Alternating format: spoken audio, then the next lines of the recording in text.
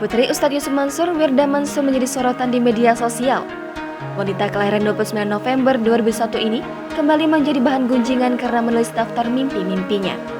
Wishlist itu diunggah oleh pengguna sosial melalui akun Twitter. Dalam unggahan tersebut ada puluhan mimpi Wirda Mansur yang akan dicapainya dalam kurun waktu 10 tahun ke depan. Namun, deretan mimpi Wirda Salama Aulia atau Wirda Mansur itu justru menuai sorotan lantaran dianggap tidak realistis.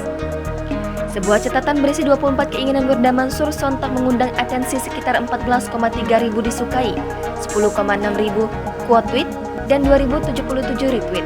Adapun deretan mimpi Wirda Mansur yang membuat heboh antara lain memiliki penghasilan 100 miliar rupiah per hari, beli 100 private jet, memiliki rumah di atas 30 miliar rupiah, hingga ingin punya 1000 perusahaan besar. Postingan masa lalu wanita kelahiran Tangerang, Banten itu mendapat banyak tanggapan dari warganet. Diketahui, deretan mimpi Wirda Mansur itu sebelumnya sempat diunggah oleh warganet bernama Gina Syarifah pada 14 Juli 2021.